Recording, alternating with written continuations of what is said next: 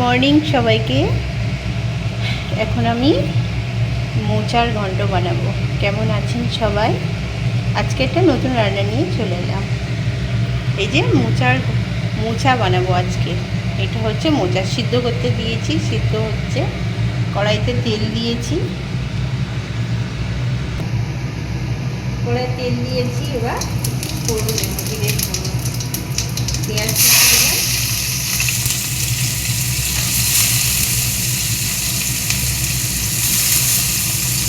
রসুনের পেস্ট দিলাম,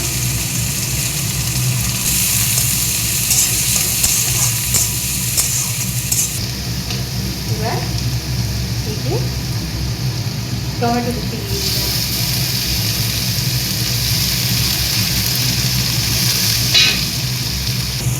পরিমাণ মতন লবণ দিলাম, মতন হলুদ গুঁড়ো দিলাম, লাল লঙ্কার গুঁড়ো দিলাম,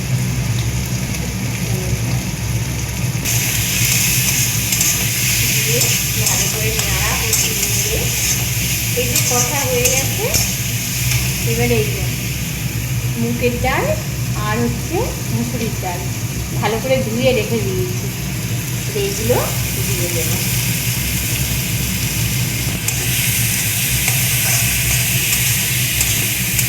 এগুলোকে ভালো করে কষতে হবে। আমি এটা আলু দেবো না।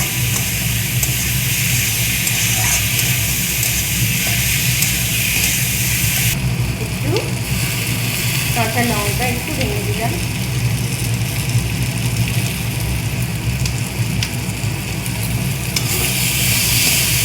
ভাজা ভাজা হয়ে গেছে।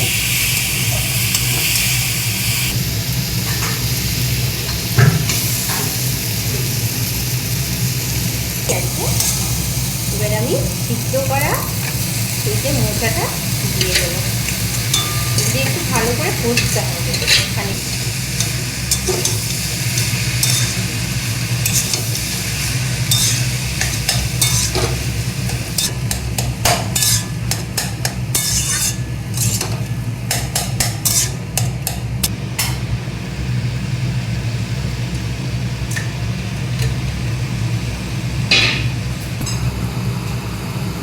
এটাকে একটু ভালো করে কষতে হবে। ভালো করে কষা হয়ে গেলে তারপর জল দেবো পরিমাণ মতো। আমি একটা মশলা বানিয়ে রাখছি। এই যে এতে মরিচ আছে, তারপর জিরে আছে, একটু গরম মশলা আছে। গরম মশলার মধ্যে লবঙ্গ, এলাচ আর দারচিনি, এইটা একটু ভেজে আর গুঁড়ো করবো।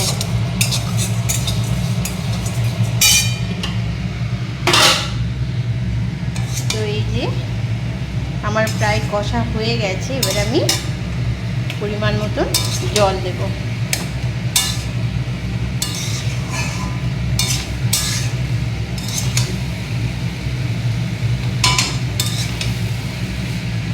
কষা হয়ে গেছে, এবার আমি জল দেবো। এইভাবে মোচাটা রান্না করলে বেশ ভালো লাগে খেতে। একটু ডাল দিয়ে মোচা, অনেকে ছোলা দিয়ে করে, অনেকে চিংড়ি মাছ দিয়ে করে। আমি চিংড়ি মাছ দিয়ে করি না, আমি এরকম ডাল দিয়ে আদা রসুন পেঁয়াজ দিয়ে করি। আর নিরামিষ করে করলে আদা রসুন আর পেঁয়াজটা বাদ দিয়ে আদা দিয়ে করলেই হবে। আদা আর এই মশলাটা দিয়ে করলে হবে। আমি এটা মশলাটা পেস্ট করে নেব। ওটা হয়ে গেছে। এবার আমি একটুখানি যে মশলাটা করে রেখেছিলাম সেটা আমি দিয়ে দেব।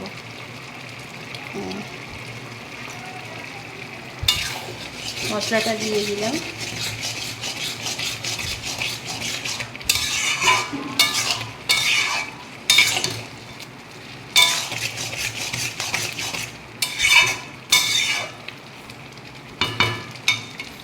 এখন আমার রেডি। এতে কমপ্লিট হয়ে গেল, মোচার ঘন্ট কমপ্লিট। এইভাবে মোচার ঘন্ট রান্না করলে খুব ভালো লাগে খেতে, আর কিছুই লাগে না, এই দিয়েই ভাত খাওয়া হয়ে যায়।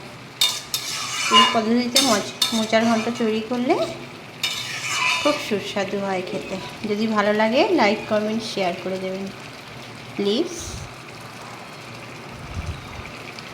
গ্যাসটাকে অফ করে দেব। কমপ্লিট আমার মোচা।